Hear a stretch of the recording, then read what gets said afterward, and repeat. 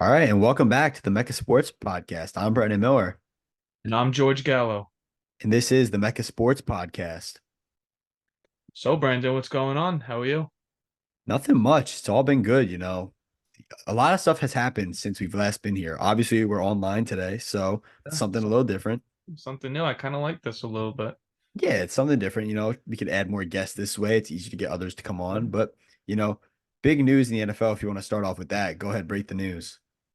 First, see, you got the same blinds as me. Yeah, it's true. The blinds. Fine. Yeah. Let me tell you, these are some Um, good blinds. so, first NFL news.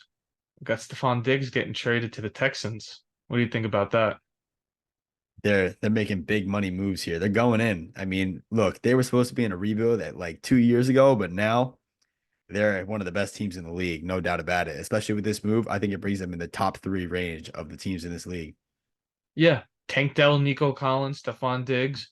Those guys are all, in my opinion, they're all top 30 receivers. Yeah. They traded, Texans traded away a second round pick next year from Minnesota. They got Stephon Diggs. They got a fifth round pick next year, and they got a sixth round pick this year. Yeah, that's a pretty that's I mean, nonetheless in the NFL, that's a decent haul, but for a guy like that, I wouldn't think twice about it.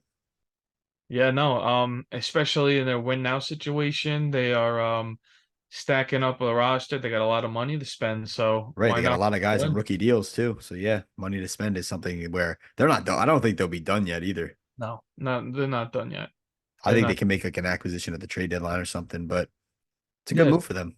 Um, how about the Knicks game on Sunday? Obviously, it, it, it's Never just fails.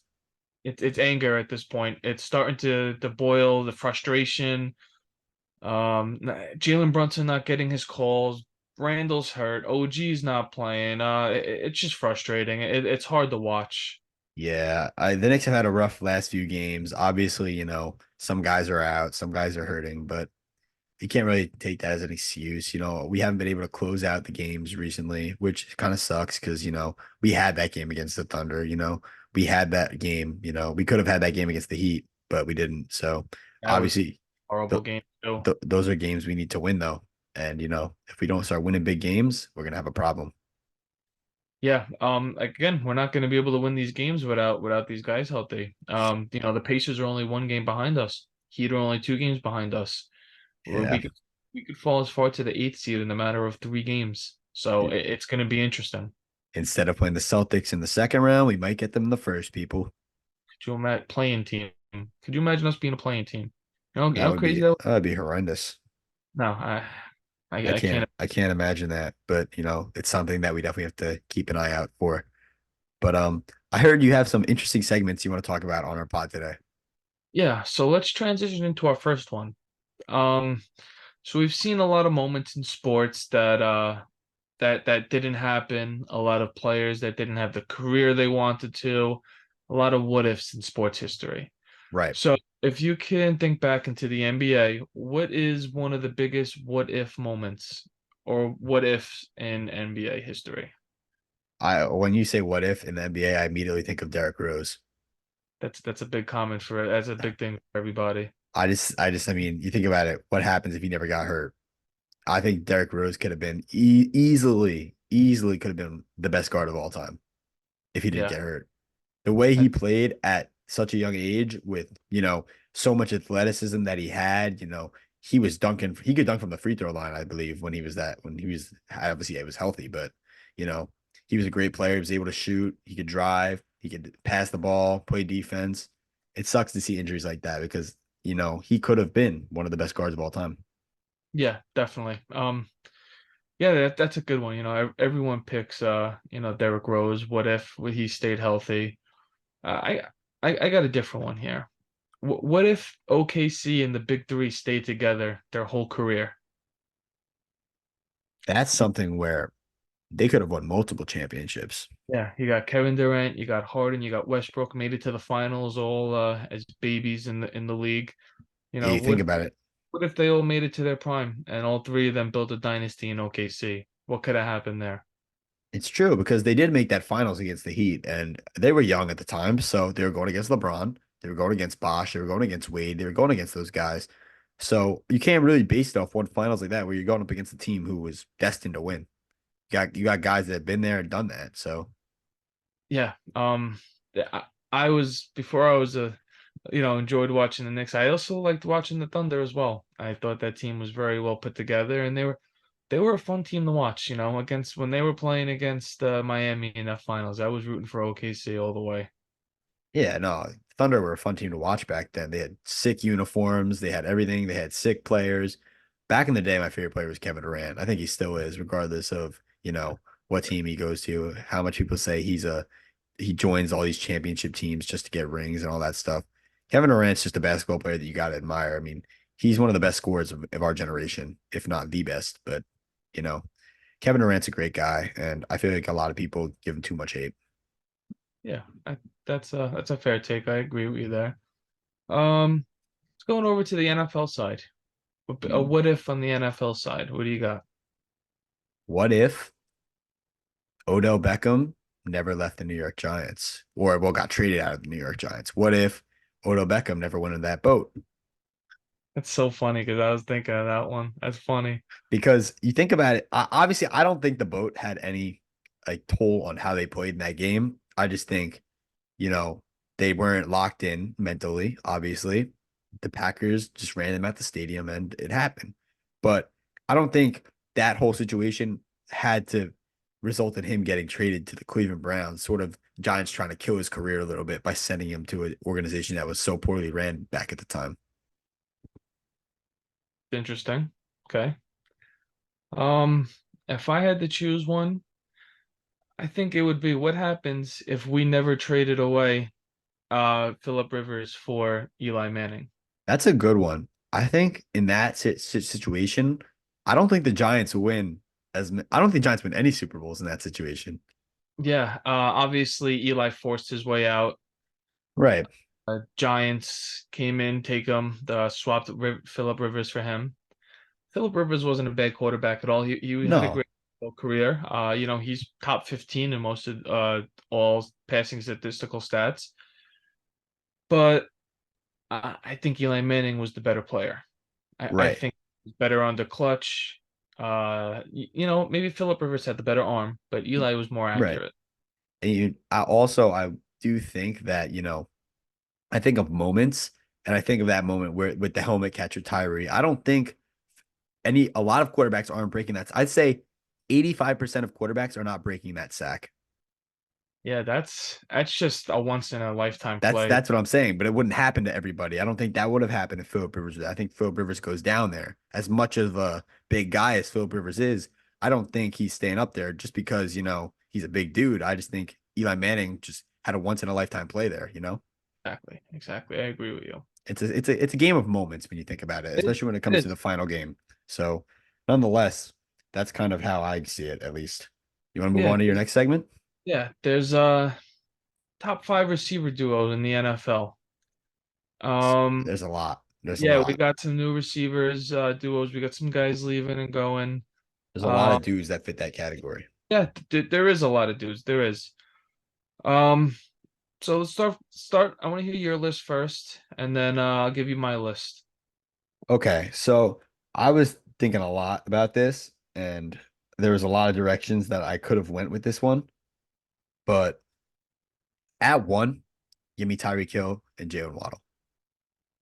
I think that's kind of like if there was a undoubted pick and a consensus number one, it would be that one. I think Yeah, Jalen Waddle, Tyreek Hill, or however way you want to put it, those two guys matched up together as a nightmare for a defense. I agree with you. Now, do you want to move to two, or do you want me to start two? Yeah, go ahead. You go with your whole list, and Oh, I'll you want and me to I'll. go my whole list? Yeah, go ahead. Okay, so now, yeah, think about this a little bit. I like what the 49ers got going on over there. I like what they got a lot. Yeah, give me Debo and Ayuk at two.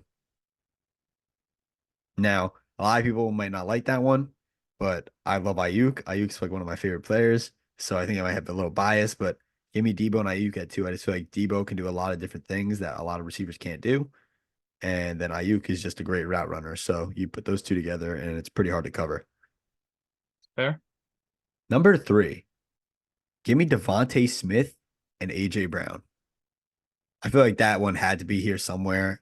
Now, a lot of people could have put it at one. I don't think Devontae Smith is as good as people portray him to be yet, just because he's shadowed by AJ Brown.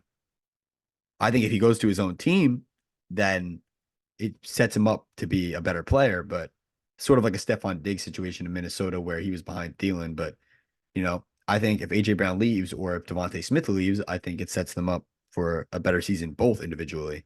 Yep. Four. Now this is where the list starts to get hard. But I'm gonna go Stephon Diggs and Tank Dell or Nico Collins. Wow. Put it how you want it. That's what I like. I think those guys putting them together is going to match so well in Houston with CJ Stroud. They haven't played together yet, but I'm already projecting them to be a top five duo. Interesting. And then at five, this is a tough one. Give me, hmm, give me Hopkins and Ridley. I think D Hop's got some left in the tank. I could have went Mike Evans and Chris Godwin there, but I think he's got some left in the tank, Hopkins. And then Ridley, I really like Ridley a lot. I think he's gonna have a breakout season this year. He's gonna be back to what he was on the Falcons. And yeah, I really like. Oh nah, I just realized something. I forgot about Keenan Allen and DJ Moore. All right, switch that. Disregard the Titans. They suck. Give me Yeah. um give me Looking for Keenan Allen and DJ Moore at five. And I'll just keep it at that. okay. All right. I'm gonna go from 5 to 1. And at Five to five one. and I'm five, I'm gonna put the Bucks. Mike Evans, I think 7 or 8 years in a row now, he's got 1,000 yards. He's a Chris great Godwin player. is one of the best wide receiver twos, great possession catcher. Yeah, Baker played well this year. They had success. I gotta put them at five. Number four, I'm Bengals. I got Chase and Higgins at four. Yeah, Chase does kind of carry the load here, but Yeah, I we was we, gonna we say. can't ignore numbers here. We got to look at success. They've had success. That They the number have. there that T Higgins is a top wide receiver two in this league. Fair. I have to put them at four, especially because again with the success they have too. So I got them at four. Number three, I got the 49ers. I love Ayuk. I love Debo. Debo's more than a receiver. He brings a lot more to that offense. Ayuk he's just taken off as a receiver. Deep threat, receiving after catching. He's a great route runner, great footwork. He's turning into a star. Number two, I got Philly.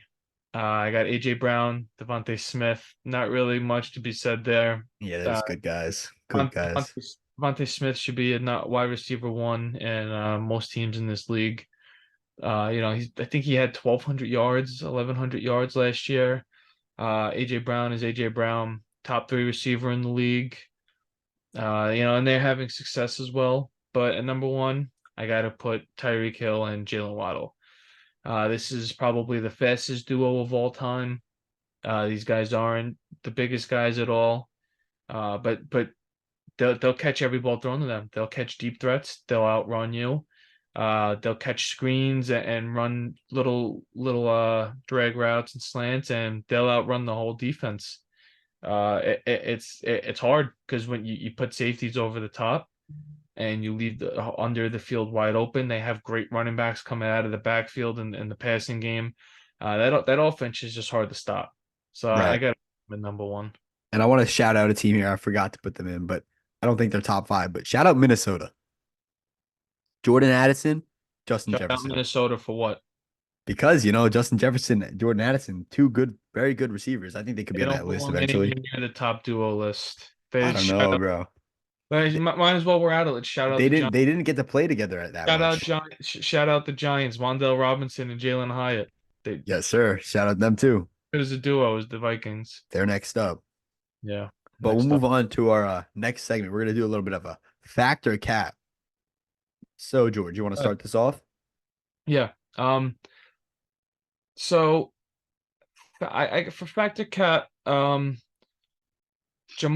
I got Jamar Chase is better than Justin Jefferson. Factor cat. That's just cap. That's not even close.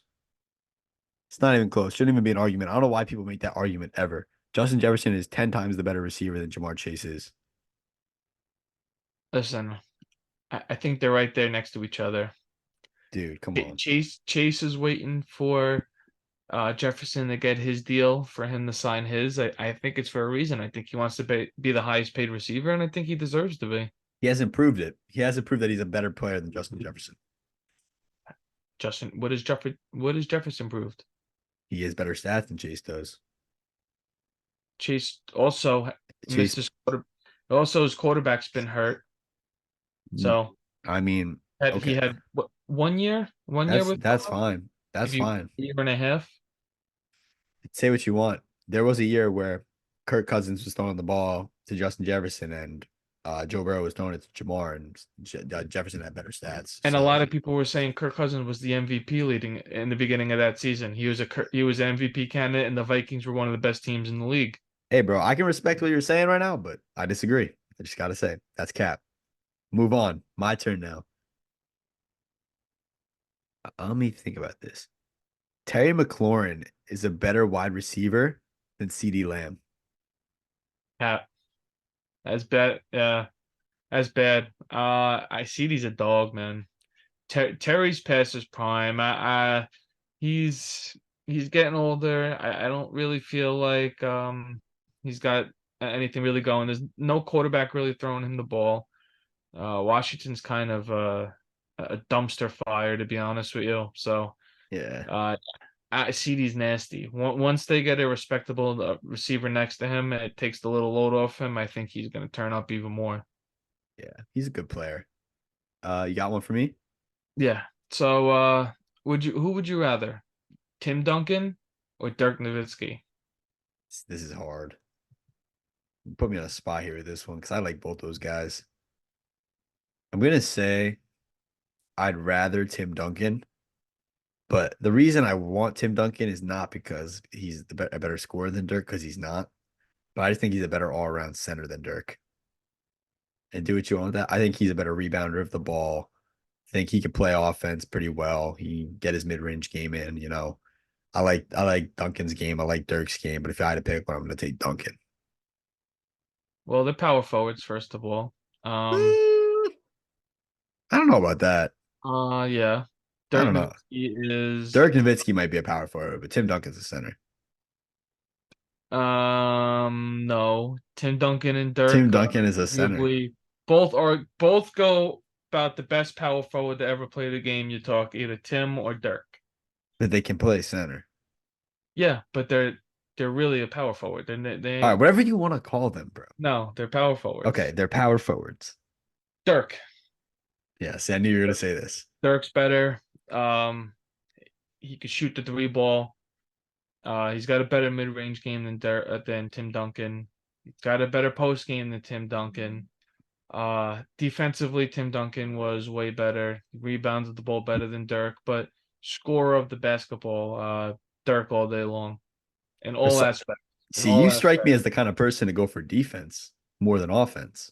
Yeah, but Dirk was not a bum on defense. He was for a He was power. manageable. He was manageable. He wasn't really that much of a liability. He could hold his own, he Yeah. wasn't really a perimeter defender. In the post, he knew how to help. He knew when to help on pick and rolls and how to hedge.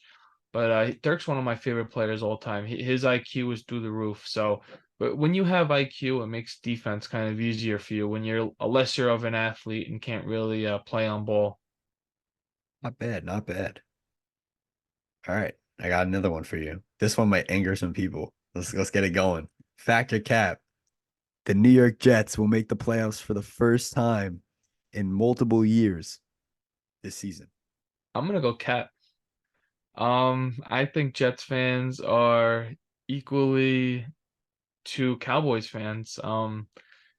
They deserve whatever comes their way with their team. They're the biggest hypocrites in the world. They always think that the team is the best. Every single player they got this offseason, they're the best thing since sliced bread. So I just can't wait to see the Jets not make the playoffs. And it was it was a really good division. But Right. now the Bills lose Stephon Diggs. So now it's just between them and the Patriots Dolphins, you aren't really think? that good. So the Jets probably will be a wild card team this year, but I'm gonna say they're not going to be. I'm sticking to my word. I'm saying no. Okay. I can respect that. All right. Come on, hit me I got with one for you hit me now. I with got one. one for you.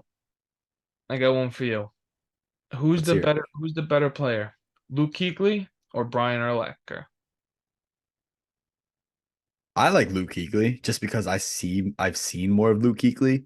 Yeah. Brian Urlacher was a little before my time over there, Unc, but nonetheless, Yeah, I'm nah, sure bro. I'm sure Brian Urlacher is probably the better player, but Yeah, I'm but taking Brian Urlacher for but sure. it's because I haven't seen much of Brian Urlacher. Yeah, And Kuechly's a dog though. no, Luke Kuechly's a great dog, player. He's definitely a top middle dog. linebacker of all time. It's just obviously Urlacher's Urlacher.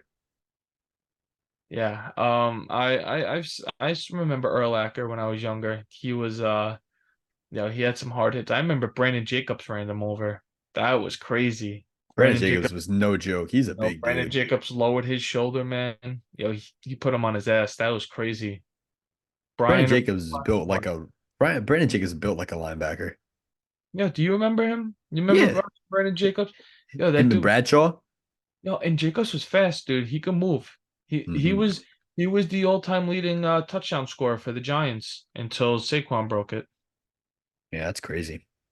All He, right, he yeah, let me that's hit let me hit you with one. yeah. Let me hit you another one. Let me hear it. The Buffalo Bills losing Stephon Diggs is not that big of a loss for them, and they will still be a top four team in the AFC. No, no way. They don't.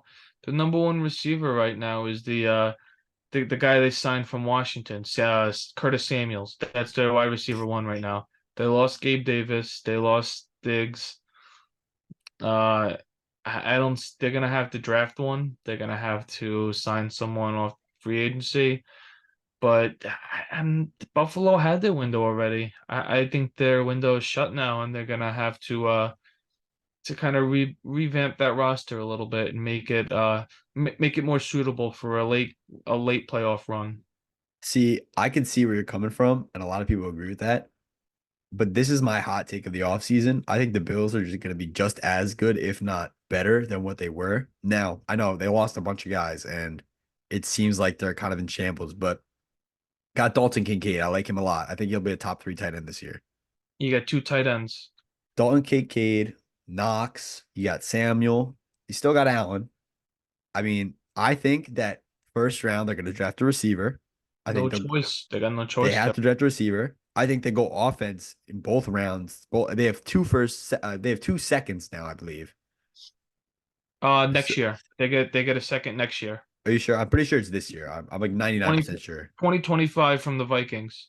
Okay, so either way, okay. So we'll say one, just one, but either way, they have a second round pick. They'll spend it on offense. I think they might draft, they could go running back. They have Cook, but nonetheless, they could go running back. I think they could go possibly go receiver twice, double up. Yeah. Yeah, definitely go receiver twice. It's a huge it's a hole right now. It's the biggest hole on their roster right now. I just think when you have Josh Allen, you can't count them out. I don't think he's that much of a difference maker to take a team with not a single wide receiver on the roster to a top four seed in the AFC, which is absolutely loaded. So you got teams like Kansas City, you got a team like Houston, you got a team like Baltimore, you got a team like Miami. That's four teams right there.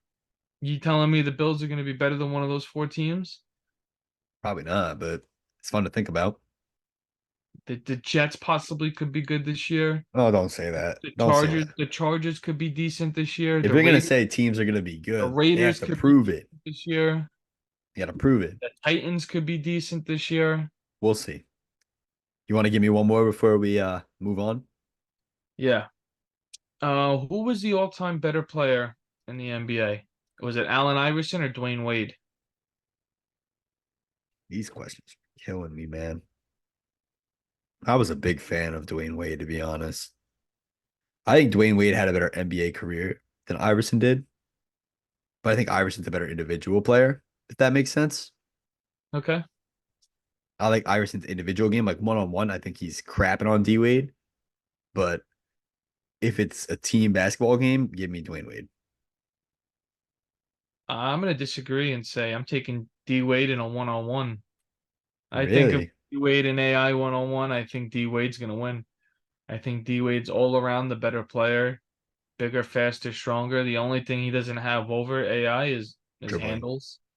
They're both kind Shooting too, they're both probably. they're both kind of average shooters. D Wade was a mid-range. He was a menace in the mid-range. So was AI. D Wade obviously very athletic, driving to the in the lane. So was AI. So yeah, I just give D Wade the slight edge because he's a little bigger. Probably could play better defense than AI. But again, guarding AI is almost an impossible task. Yeah, that's why I mean, one on one if we're talking, I don't know. If AI starts with the ball, I don't think he gives it back.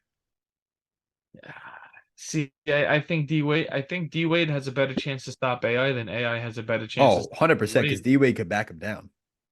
I don't even think backing him down. I don't think he needs to back him down. I just think AI is not that really he's not that strong of a defender. And especially if we're talking about one-on-one, you got the unlimited dribbles, you got the whole, you got the whole floor.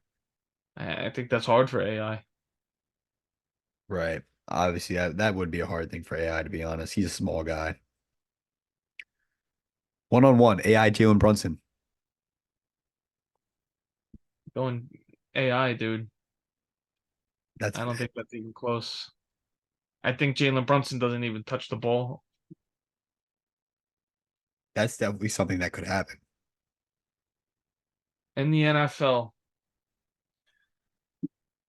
Let's see. Who's the better hard hitting safety? Brian Dawkins or Sean Taylor? Who's better hard hitter? Brian Dawkins. Really? Yeah, I mean, that dude could probably play. I don't even want to think about that, but both of them are hard hitters, but Brian Dawkins' mentality just makes me think him. He was. Yeah. I think Sean Taylor, RIP, he gone too young. I think he could have been a top two, top three safety of all time if he stayed healthy. Yeah, he was a ball hawk. That dude was unbelievable. He was Yeah. unreal. He was one of my favorite safeties to watch. Just going back and watching him in college, even in high school, man, like, he was nasty. He was nasty. Right. I want to talk about one more what if before we end the pod. I know it's a long time ago we started talking about those, but I want to do one more. What if Henry Ruggs never, Yeah, we kind of got a lot we kind of got deep into this. This is yeah, nice stuff. what if Henry Ruggs never got into that motor vehicle accident and, his NFL career ended too early? Uh, You I think he think would have been one of those good Alabama receivers that came out of no, college? I think he was a scrub. Uh, Probably he was on bust alert. I almost just cursed, but So you you know, think he you think he would have been a boss, basically? yeah, and I think he deserves whatever punishment he's getting for his actions. I can respect that because obviously, I can't get into deep to this because you just shouldn't be doing what he was doing. Yeah, I think he killed somebody. So Yeah, yeah. So, it's that's just it's just something to think about. But with that being said, that's gonna be the end of the Mecca Sports podcast for today. yeah. Anything you want to say, So George? we're thinking maybe next week we'll have our first interview. We got some things up our sleeve for this month. Try to get a few guests on, do a few interviews. Um, we got the playoffs coming up. We'll do a NBA playoff special. NFL drafts coming up. A April's a draft. We'll big do month. an April is a NFL big month. special for that. Yeah, it's gonna be interesting. I know the guy that he has his own podcast, so it's gonna be interesting for these guys that have their own podcast to collab with them and talk sports with someone with different opinions and point of views than us. So I'm excited. Right. And it's going to be an awesome thing to collab with some guys, get their opinions and all that. But with that being said, I'm Brandon Miller. And I'm George Gallo. And this has been the Mecca Sports Podcast. Thank you guys so much. Thank you guys. We'll see you next week.